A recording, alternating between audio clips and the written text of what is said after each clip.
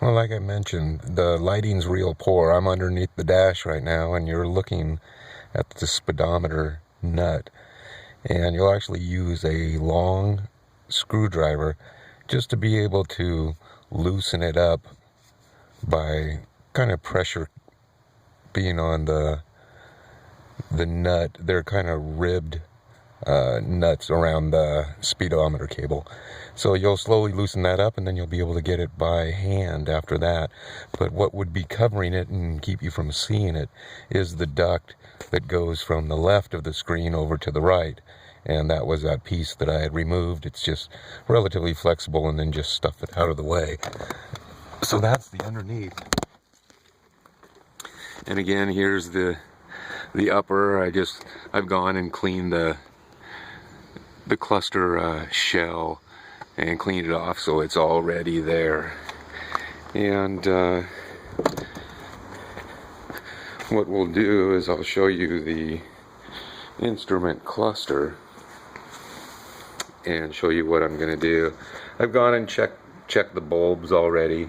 All I did was I put in new bulbs where on all of them, and then plugged in the 15-prong coupler there and the 4-prong coupler there. And when you plug those two into your dash loose, you should get all your lights to light up for you. So you can see that, you know, your blink turn indicators are working, and just the dash light itself.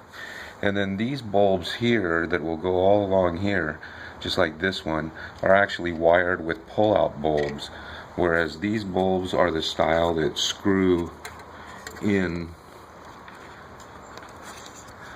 to the board.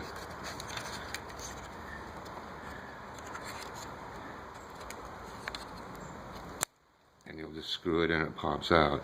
So these are kind of a specialty bulb that you would get in advance. Found a tough time. I just ended up ordering them from off of eBay or Amazon if you can find them for your specific model. But the bulb doesn't come out. You buy the whole socket as well, and then it slides right up into the circuit board and then makes the contact.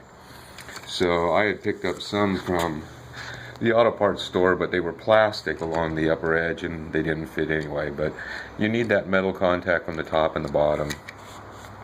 So as you can see, all the gauge for pressure, water, as well as your econ. All of these are all still attached. Your tack ends up being part of the bolt, the screws, when it goes back on. And then of course the odometer was rebuilt. He's got it set at 1 mile just because they tested it on their board.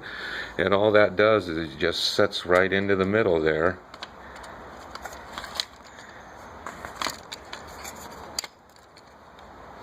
And then the trip odometer just goes right here.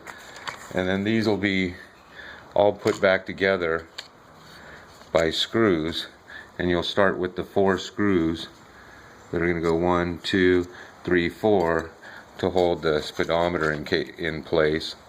And then with everything all tied together, you'll use a bunch of screws that will tie it back into the instrument cluster cover. And these are all the screws, and they're all pretty self-explanatory as to where they're going to be located.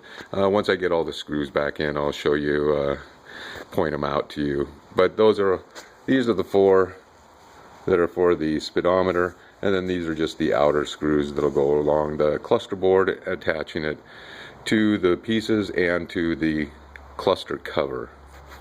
In the next video, I'll give you an idea as to how the install is accomplished. We'll see you in a minute.